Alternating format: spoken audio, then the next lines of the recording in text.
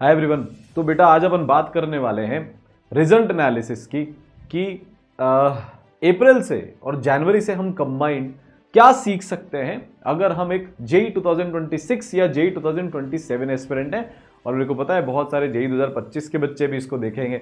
आप में से बहुत सारे बच्चे आज नाराज होंगे, चीटेड फील कर रहे होंगे, आपको लग रहा होगा आपके साथ अन्याय हुआ है, अजीब से ख्याल आ रहे होंगे, अकेलापन हो रहा होगा, एक रूम में बैठकर आप मायूस होंगे, कुछ रो रहे होंगे। वो सारी बात भी आज करने वाले हैं। बट सबसे पहले एनालिसिस कर लेते हैं 26 और 27 के बच्चों के लिए कि उनको क्या सीखना है, क्या नहीं सीखना है। अगर आप 12th के साथ एग्जाम दे रहे हो या आप ड्रॉप ईयर लेकर दे रहे हो, वो सारी बात हम करेंगे। तो सबसे पहले ये बात कर लेते हैं कि भाई 99 परसेंटाइल अराउंड कितने पर गया। अभी 4 अप्रैल शिफ्ट 1 के बच्चों को बहुत तकलीफ है, गुस्सा है, उसके बारे में बात करेंगे। तो देखो ये रहा, तो ये एक्चुअली वो है जो मैंने एक शिफ्ट वाइज टफनेस लेवल का एक वीडियो बनाया था। रिजल्ट से करीब आज आई थिंक 10-12 दिन इसको हो गए बनाए हुए। तो ये प्रिडिक्शन किया था क्योंकि बहुत सारे बच्चों के नंबर भी थे 99, 95, 90 सबके, उसके बेसिस पर दिख गया था।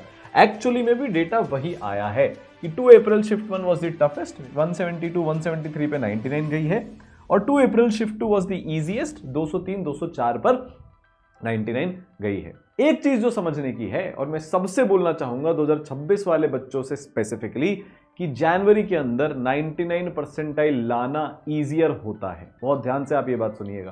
अप्रैल में कट ऑफ बढ़ जाती है, कट ऑफ बढ़ जाती है। मैं बहुत इंपॉर्टेंट वर्ड यहां पर यूज कर रहा हूं। अप्रैल में जो टफेस्ट शिफ्ट है उसका जो 99 है वो 173 है। उसका जो कट ऑफ वाला नंबर है वो भी करीब करीब 90 से 95 के बीच में है। वहीं पर अगर हम बात करें जनवरी के टफेस्ट की, पेपर के लेवल में बहुत ज्यादा फर्क नहीं था। हाँ, जनवरी का टफेस्ट 28 शिफ्ट 1 बहुत ज्यादा टफ था, पर फिर भी this was also very close. ठीक है, तो ये 173 पर पहुंच गया।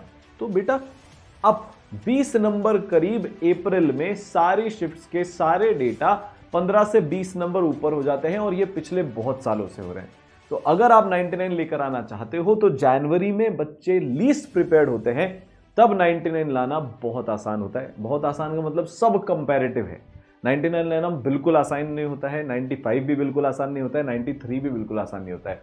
जब आप 14,75,000 बच्चों के साथ कॉम्पीट कर रहे हो तो देयर इज नथिंग ईजी। ठीक है, मैं शिफ्ट्स के कंपैरिजन में बात कर रहा हूं। ठीक है, तो ये आपको नंबर लेकर आने पड़ेंगे। आपको अगर कट ऑफ क्लियर करना है जो कि 93 पॉइंट समथिंग इस बार गया है, 93.0 समथिंग गया है, तो बेटा आपको उसके लिए 90 से लेकर और 115 नंबर के बीच में लाने पड़ेंगे, डिपेंडिंग ऑन आप शिफ्ट में कैसे हो। अगर हम इसको ध्यान से देखेंगे तो 30 नंबर का यहां पर गैप है। Maximum shifts are in the range of 170 to 185। आप देखो तो बहुत ज्यादा पेपर के लेवल में अप्रैल में एनटीए ने वेरिएशन नहीं किया। अब पिछले साल के मुकाबले हमको इस साल अपनी तैयारी कैसे चेंज करनी पड़ेगी, देखो मैं अभी बता रहा हूं।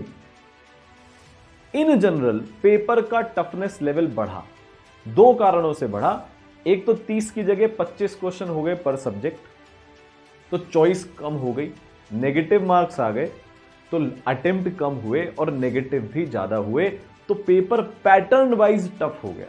दूसरी जो चीज हमको दिखी कि conceptual question, competency based question के फॉर्मेट में हमको बहुत देखने को मिले, असर्शन, रीजन, स्टेटमेंट बेस्ड। और तीसरा जो चेंज सबसे बड़ा हुआ, केमिस्ट्री का लेवल इन जनरल बढ़ गया। 60, 63, 65, 70 नंबर केमिस्ट्री में 99 परसेंटाइल के लिए लाने पड़े। ऐसी रेयरली कोई शिफ्ट आई। 55, 60 तक भी जनवरी में केमिस्ट्री में आराम से आपको 99 परसेंटाइल मिल गया। केमिस्ट्री सबसे इजीएस्ट हुआ करता था, अब वो सेकंड इजीएस्ट हो गया है फिजिक्स के बाद। पर यही पैटर्न अगली बार रहेगा क्या, कुछ नहीं पता, बहुत अनप्रिडिक्टेबल है।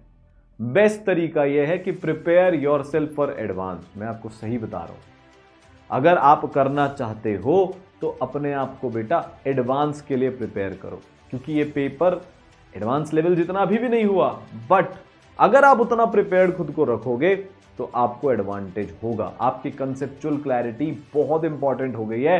डायरेक्ट फॉर्मूला बेस्ड सवाल बहुत रिड्यूस हो गए हैं पिछले सालों के मुकाबले। क्या बिल्कुल नहीं है कि फॉर्मूला बेस्ड सवाल आए? 30-40% फॉर्मूला बेस्ड सवाल आए जिसमें एक फॉर्मूला दो फॉर्मूला लग रहा था, बट जो अटकाने वाले क्वेश्चन थे, ट्रैप क्वेश्चन थे बेटा, वो यहां पर बढ़ गए हैं। तो हमको इस चीज का ध्यान रखना पड़ेगा, ये सोचकर चलना पड़ेगा। आपको PYQs करने पड़ेंगे। मैं फिर से बता रहा हूं, ई-सरल के बच्चों को बता रहा हूं, 1200 बच्चे 99 परसेंटाइल लेकर आए, इन सब ने बहुत सारे टेस्ट दिए।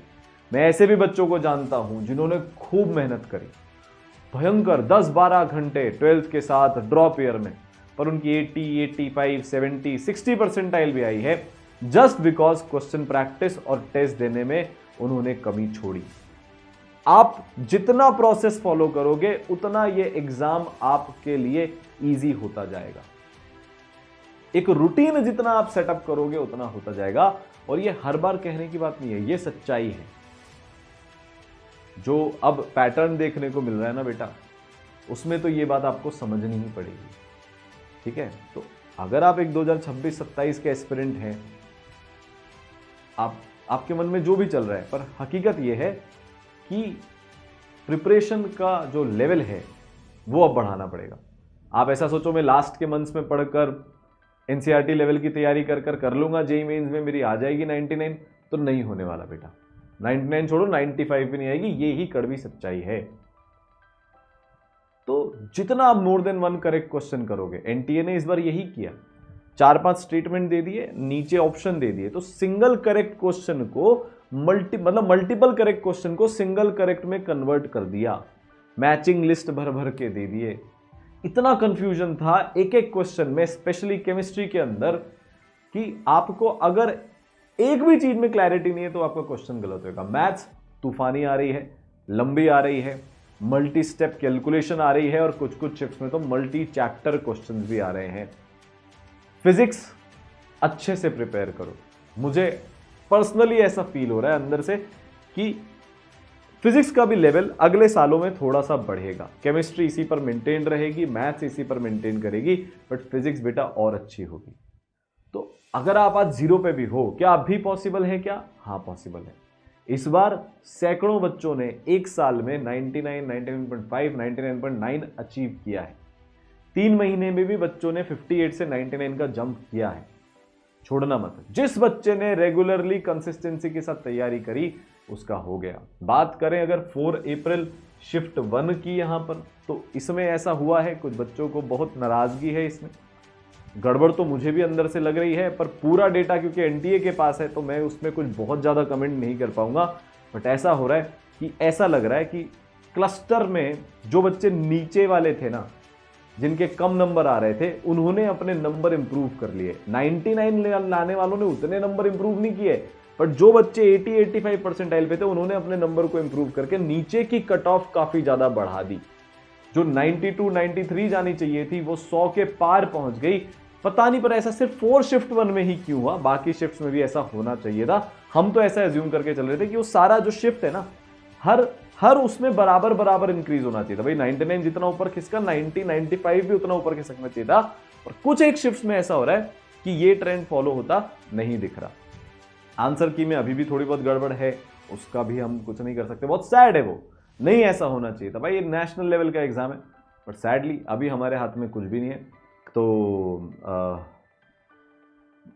26-27 वालों को बस मैं यही बोलूंगा कि गिव अप किए बिना जितना वाइड वेराइटी ऑफ प्रैक्टिस, जितने मोर नंबर ऑफ टेस्ट और जितनी कॉन्सेप्चुअल क्लैरिटी रख सकते हो, आपका बेटा उतना ही भला होने वाला है। ठीक है, मिलते हैं। आपको और कुछ पूछना हो और कुछ जानना हो तो कमेंट सेक्शन में बता देना। बहुत सारे बच्चे ड्रॉप ईयर को लेकर कंफ्यूज हैं, उसमें आपके कोई क्वेश्चन है तो वो आप कमेंट सेक्शन में बता देना, उसके लिए भी एक कोई सा वीडियो या कुछ लेकर आ जाएंगे। ठीक है, जिनका नहीं हुआ उनके लिए मैं यही बोलना चाहूँगा कि बेटा मतलब मैं कुछ बोलूँगा तो उससे आई थिंक आपको थोड़ा सा मेंटल आराम मिल सकता है। पर मैं एक आपको सच्चाई बता देता हूँ कि ये ज़िंदगी की शुरुआत है, और ज़िंदगी में जितने फेलियर होते हैं ना वो बहुत ज़्यादा होते हैं और सक्सेस बहुत कम होती है। तो ये शायद आपका पहला, दूसरा, तीसरा फेलियर होगा, ये ज़िंदगी भर चलता रहेगा। पर रास्ते बहुत हैं यार सक्सेस होने के, बहुत बहुत रास्ते। तुम्हें दुख मनाना है मनाओ, रो। मैं ये भी नहीं बोलूँगा कि तुम भूल जाओ, होता रहता है, नहीं भाई। जो प्रिपरेशन करता है, जो अपना 1 साल 2 साल डालता है, उसके सारे दोस्त घूमते हैं, वो बच्चा सैक्रिफाइस करता है, वो बच्चा कुछ नहीं करता, सब लोगों के ताने सुनता है, सुनती है, और अपने रूम में चिपक कर बैठकर वो पढ़ाई करते हैं, फिर भी नहीं होता ना, तो दुख होता है। दुख उतारो, शेयर करो, जो शेयर करने लायक है उनके साथ रो लो, ठीक है, पर हार मत मानना। जिंदगी बहुत बड़ी है, जिंदगी में बहुत सारे ऑप्शन हैं। अपने मन में अपने लिए नेगेटिविटी मत लेकर आना बच्चों, प्लीज, ठीक है। फिर मिलते हैं, हम अभी भी आपके साथ थे और लाइफ लॉन्ग आपके साथ रहेंगे।